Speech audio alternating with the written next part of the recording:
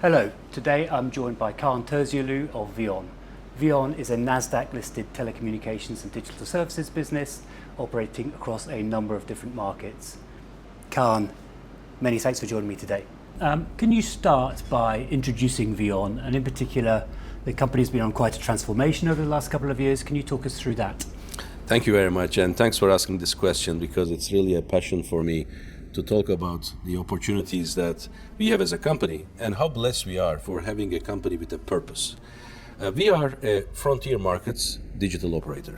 And to be specific about what it means, that we are not a traditional company that serves the customers 32 minutes a day by providing them voice and data services, and by selling them number of minutes, number of gigabytes, number of SMSs. We actually focus on real needs of the customers in these frontier markets, which are significantly underserved. And we provide them meaningful digital services from financial services, entertainment, education, healthcare, in addition to communication services. And we have a strategy which says, digital operator 1,440. This number is the number of minutes in a day. We have to be providing our customers a digital service which is relevant for their lives in every single minute. And that expands our relevance to our customers. And that's why when I look to the countries that we operate in, from Pakistan to Bangladesh to Uzbekistan, Kazakhstan to Ukraine, very difficult economies in reality, but also an incredible opportunity because these people are underserved. They do not get the services that they deserve. If you look today, we are probably over the next 3 years, we're going to add another 100 million 4G users. Still, in most of the markets, 1 out of 2 people don't have a smartphone. They don't have 4G coverage, not to mention 5G. They don't have bank accounts because, the banks serve only the government and maybe a handful of enterprises in these countries. Entertainment services, they don't have credit cards to pay for it.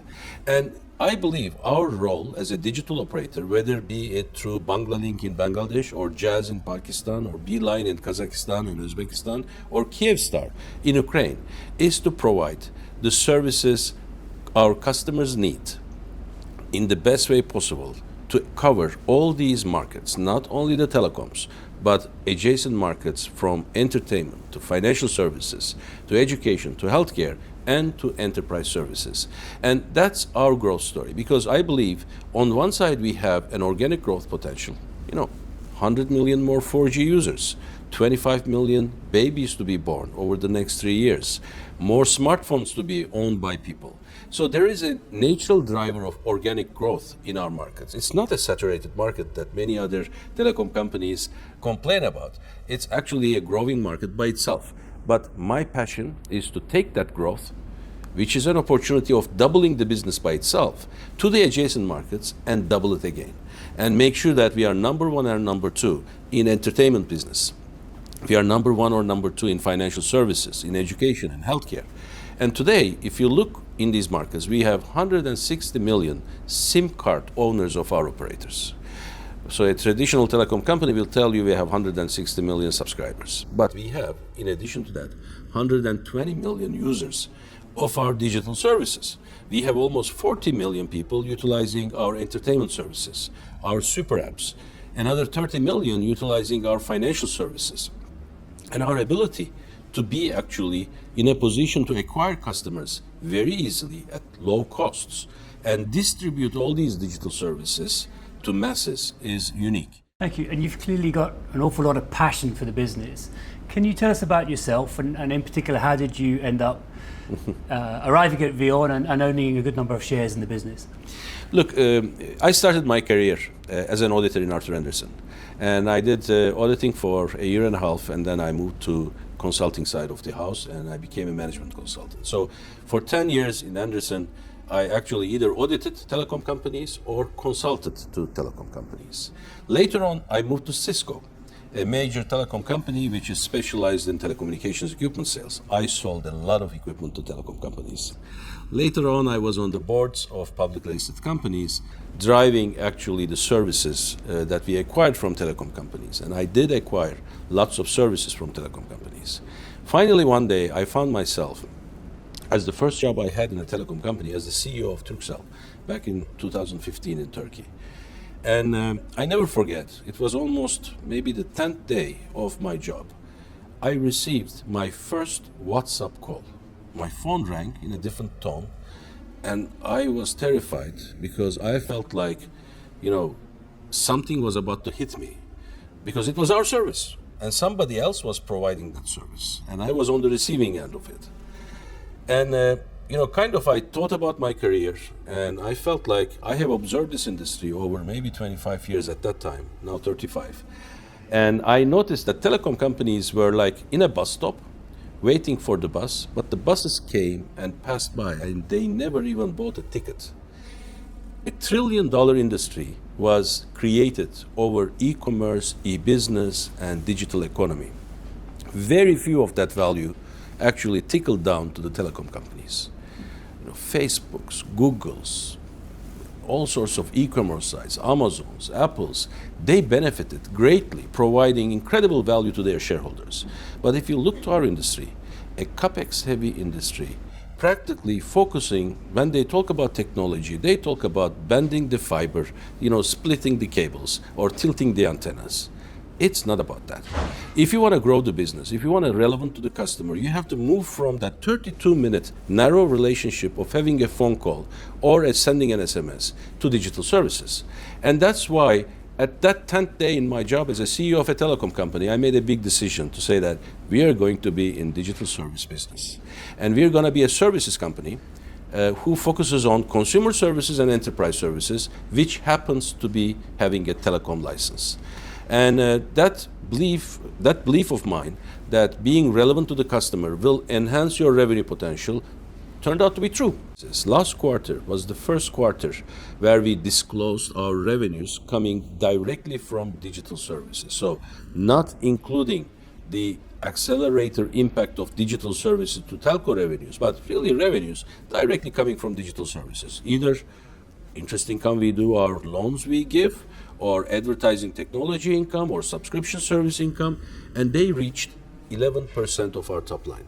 And they were growing at that time at 78% year on year in US dollar terms. And that shows actually the potential. When you provide the services they deserve, frontier market customers, they stay with you and they enjoy your services. Thank you. And can you elaborate a little bit on how you execute this growth? In particular, how are you able to do it with an asset-light model without significant capex, and also on an international basis? Sure. First of all, I believe in empowerment of local teams. A telecom company is one of the biggest enterprises in the countries that they serve. So practically trying to manage these companies, trying to making decisions in headquarters, in those days from Amsterdam or today from Dubai, for a tariff plan in Uzbekistan is illogical. And I think those efforts have been done in the past, and the centralization and the kind of false pretext of synergies exist. We don't do that. We believe in empowerment, we believe in decentralization. And as a company, we are unique because on one side we have a unified strategy of a digital operator, which is relevant to its customers 1,440 minutes a day. But we have a totally decentralized execution, which does not seek small, calculations around synergies, which empowers people, and which follows the philosophy of data of Pakistan stays in Pakistan. Engineers who are Pakistani works with that data to create Pakistani digital services. We create jobs in the country, we pay taxes in the country. And with this philosophy, we have been executing country by country. That's why when you look to our portfolio, you're going to see lots of brands. We have a different entertainment brand in Bangladesh, then we have a different entertainment brand in Pakistan. But that local aspect, the pride that people have, that having developed a service in their country, working with their own people's data, it's unbeatable. Now, starting with last year, we added another layer to our strategy of Do 1440, and that is Augmented Intelligence 1440, AI 1440. The reason for that, I truly believe that the age of digital services will be complemented with augmented intelligence services. And our countries, when you look to languages that spoken, Urdu, Punjabi, Bengali, Kazakh, Uzbek, Ukrainian, these are not the natural languages that you would find in scientific libraries. So we need to take extra effort to make these languages basically become AI agents with specific purposes.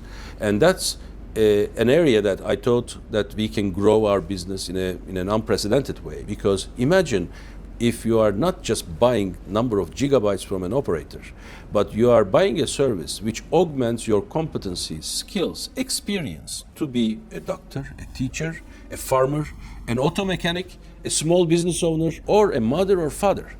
I think this value proposition is unbeatable. We are practically offering them a better version of themselves. Now, maybe you're paying $25 to OpenAI or Microsoft for Copilot. You know, our ARPU today is $2.6. I would love to see that to 3.6, 4.6, 7.6. Maybe for more specialized competencies and skills, 19.99. But I believe that that opportunity exists. And today, all of our technology companies, we, by the way, in addition to our services companies and telecom company in every country, we have a technology company, which actually employs software engineers and AI specialists. And they actually focus on that specific mission. Fascinating. And you talked about the next 3 years, but in terms of your vision for the business, you know, what would you like VEON to be in 3 years, 5 years? So first of all, I really see ourselves being active in frontier markets. I would love to see our footprint to grow, and I would love to see, you know, the 160 million SIM users plus 120 million digital service users to grow into 500 million in total. And I want to see in every country that we operate in, we provide both mobile and fixed connectivity services. And on top of that, we are either number one or number two in financial services, number one or number two in entertainment, number one and number two in education and healthcare. And of course, don't expect us to build schools or hospitals. But the way we will empower teachers and doctors and nurses is going to create a platform where we can actually be the biggest player. And let me give you an example. Even today, in Ukraine, we have the largest healthcare platform. We have 28 million out of 40 million Ukrainians around the world registered on this platform. We do 2.6 million online appointments every single month. And we provide a healthcare subscription service for our customers so that they can put their x-rays or blood tests, and an AI agent can interpret it for them. And they can store it for many years, for themselves, for their kids. I think that's the VEON I envision 3 years out, being the biggest players in these adjacent markets, serving 500 million people, not only with connectivity, but digital services. And more importantly, creating great value for its shareholders. And what about from a capital markets perspective? You've recently announced that you're delisting from Euronext, consolidating the listing on NASDAQ. What should we expect, and what are your priorities from an investor relations, capital markets perspective? Sure. First of all, I value our listing in NASDAQ a lot. I know how important it is for our international shareholders. So we will be really focusing on the NASDAQ listing for our international shareholders. But we are also realizing the fact that our brands like Jazz or Banglalink, these are blue chip brands for Pakistan and Bangladesh. And I think there is an opportunity for us to also tap into domestic retail investors and pension funds. So don't be surprised if you see some of our local assets being listed locally or in regional markets. This could be our operators, or this could be our financial services companies or entertainment companies. And I truly believe that we should give the opportunity for investors to participate in the growth opportunities that frontier markets offers, as well as specific countries that can offer to the domestic markets. This will be very important because I think it will allow us to crystallize the value in the eyes of the investors. Because as you can imagine, in London, New York, you start talking to investors from Bangladesh, Pakistan, the moment you say Ukraine, the eye starts to roll, right? They are not familiar with these markets, but they are familiar with the management, they are familiar with the track record of the business, and I think if they can also see that parts of the business, value is crystallized, I think this is a perfect match in heaven. Kaan, fascinating discussion, fascinating business. Many thanks for joining me today. Thank you very much. My pleasure.